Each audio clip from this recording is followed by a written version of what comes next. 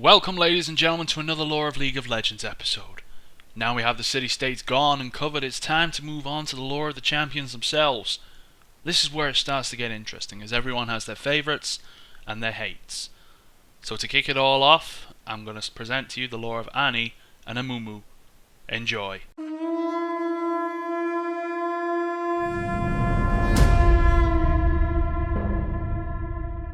Annie Houster is the child of two powerful mages who left their home city-state of Noxus due to a disagreement between themselves and the Noxian High Command. The High Command had just quelled a coup by the self-proclaimed Crown Prince and had begun to strongly attack all forms of opposition against their rule. Not everyone had been comfortable with the actions of the High Command over the years that had passed. There was a group called the Grey Order who didn't agree with what the government had been doing and at the cost that it had brought to them. This was considered to be opposing the ruling council, and the order was sentenced to exile. Due to their main occupation of studying arcane arts, they didn't try to rectify the situation. They simply decided to leave the city-state without further quarrel, and making their way to the unfriendly Voodoo lands located past the barrier mountains that ranged from the east coast all the way to the western shores of the continent. The situation wasn't ideal, and it was a grueling task to set up a colony on the unfriendly and deadly environments of the Voodoo lands. Yet somehow the Grey Order had managed it where many others previously had failed.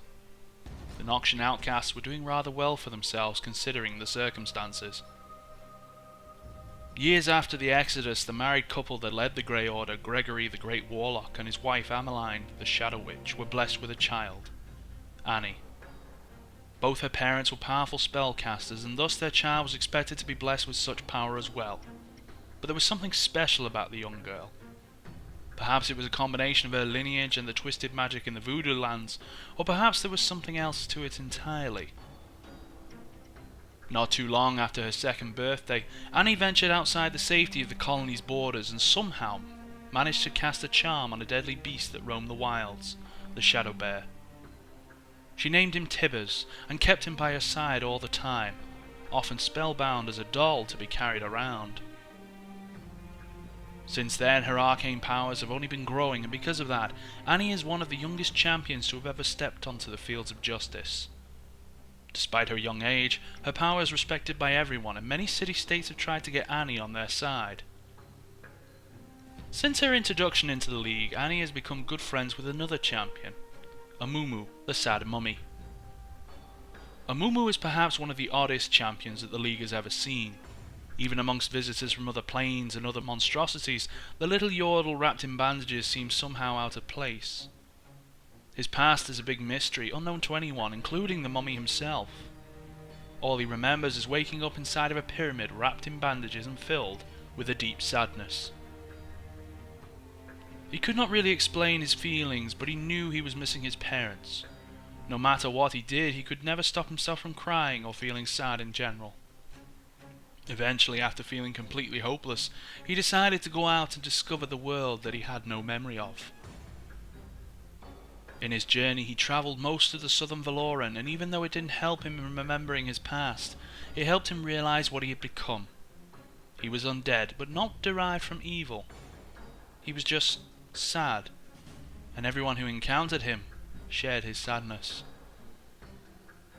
Amumu finally wandered past the Great Barrier and came upon the Institute of War, where he would meet one of the League's summoners. His story struck them as compelling, and perhaps because of their own curiosity, or perhaps because of the compassion they felt, Amumu was invited into the League. This would give the Sad Mummy a purpose in life, and a home that he needed so much. His life has changed, he's made friends, but he still remains curious as to what his past holds, and has hope that someday, someone will help him rediscover it. And that's all I have for you this time around. Let me know what you thought of the video by hitting that like button and leaving your feedback in the comments section below. There's no reason to request any champions, as they've all been done previously in the past, and they should be re-uploaded within the coming weeks, provided there's no issues. Thanks for watching, everyone, and as always, I'll see you next time.